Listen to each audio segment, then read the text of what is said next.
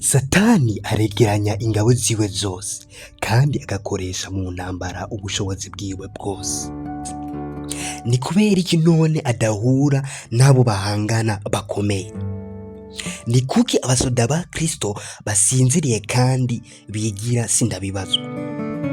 Inyishu ni kubera ko imibanire yabo na Kristo irajegajega, kubera ko badafise mpwemu wiwe. Icaha kuri bo si ikintu kibashisha kandi co kwanka nk'uko vyari bimeze ku mwigisha wabo. Ntibahangana naco bafise ukwitanga no gushaka kose nk'uko Kristo yabikoze. Ntibashika aho batahura ukuntu ububi bwiyongera hamwe n'ukuntu icaha kibunga kandi kibahindura impumyi. Ntibabone kamere n'ubushobozi bw'umuganwa w'umwiza. Urwanka abantu banka Satani n'ibikorwa vyiwe ni ruto, kuko abantu ntibazi cane ubushobozi no kugira nabi kwiwe, kandi ntibanazi aho urugamba rwiwe rwo kurwanya Kristo hamwe n'ishengero ryiwe rugera. Mu gihe abantu bo batazi imigambi yiwe, uyu mwasi yama agavye akabama inyuma ku mwanya ku mwanya. Yinjira ahantu hose mu mazi tubayemo, nta barabara adashikamo mu bisagara turimwo, amashengero, mu manama y'ibihugu, mu ngoro z'ubutungane. Azana ugukekeranya, ababesha, abaryoshajyosha.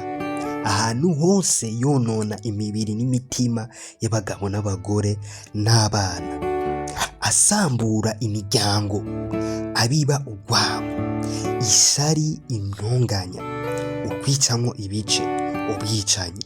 Kandi abakristo wogira ngo baraba ibi bintu nk'uko Imana yabishizeho ngo bitegerezwe kubaho. Nimba wahora ubona mu muryango wawe hariho ubutandukane, hariho urwango, ishari, intonganya, ukwicamwo ibice, ivyo vyose biva kuri wa mugwanizi. Satani yama yarondeye gutsinda ubwoko bw'Imana mu gusenyura inzitizi zibatandukanya n'isi. Isirayeli ya kera yaguye mu caha mu gihe yikwegera mu kwifatanya n'abapagani, kandi vyari bibujijwe.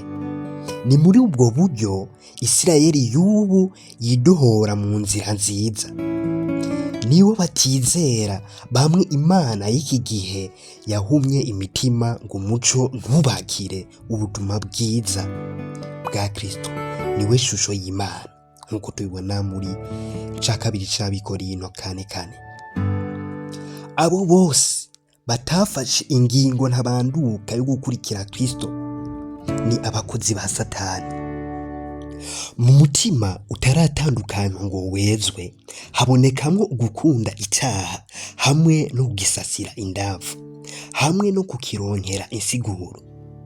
Mu mutima wamaze gutyorogwa harimo ukwanka icaha hamwe no guhangana naco wivuye inyuma. Iyo abakristo bahisemo kwifatanya n'abantu badakunda Imana kandi batizera, baba bikwegeye ubwabo mu bigeragezo. Satani arabiyorobekamwo maze akabateza uruhumyi rwiwe mu maso. Ntibashobora kubona ko uwo mugwi uba wateguwe kugira ngo ubagirire nabi, kandi mu gihe umwanya wose bifatanya na kamere y'isi mu majambo no mu bikorwa, barushirizaho guhinduka nk'impumyi.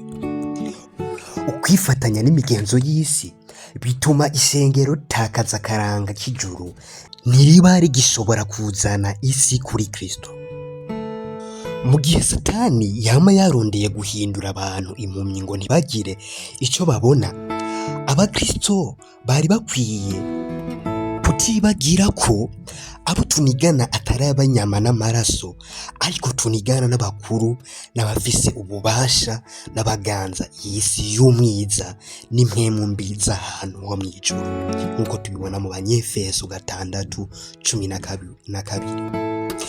Inkebuzo yavuye mw'ijuru inyuma y'ibinjana yarashitse mu bihe turimo. Iravuga ngo mwirinde ibiboreza, mwame mugavye, umurezi wanyu ari wo wa mugwanizi agenda nk'intambwe yivuga arondera uwo aroza. Icambere ca Petero 5:8. Mwambare ibigwanisha byose vy'Imana kugira ngo mushobore guhagarara mudatsinzwe n'ubugunge bwa wa mugwanizi. Abanyefeso 6:11. Uhereye mu misi Adamu yariho gushika mu gihe cacu, umwasi wacu ahambaye yakoresheje ubushobozi bwiwe kugira ngo atoteze kandi aherengeteze abana b'Imana. Ubu naho ariko yitegurira ibitero vyiwe vya nyuma kw'ishengero. Abo bose barondera gukurikira Kristo bazohangana n'uyu mwasi atigera akubita urugohe.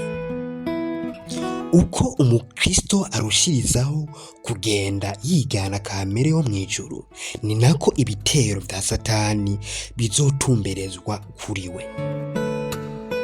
Satani yateye Kristo akoresheje ibigeragezo bihambaye kandi vyorobetse, ariko yarasubizwe inyuma mu gitero cose yagize.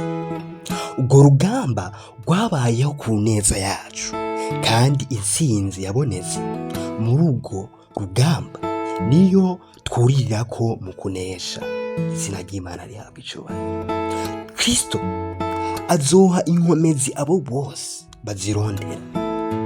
Nta muntu n'umwe yoneshwa na Satani hamwe atoba yabigizemwo uruhara. Umugwanizi nta bushobozi afise bwo kwigarurira ubugombe bw'umuntu canke bwo kumushirako igisure ngo acumure. Arashobora guteza umuntu ibyago, ivyo birashoboka, ariko ntashobora kumuhumanya kubera ko Kristo yaranesheje. Haleluya! Ivyo vyari bikwiye guha inguvu abamukurikira kugira ngo bagwane kandi bafise ishaka kandi bakobeje bagatsinda icyaha na Satani. Aya majambo asangwa mu gitabo Ivyizigiro bihambaye ku cigwa ca 30 kivuga ngo urwanko hagati y'umuntu na Satani, kuri paji ya 359 n'amajana 3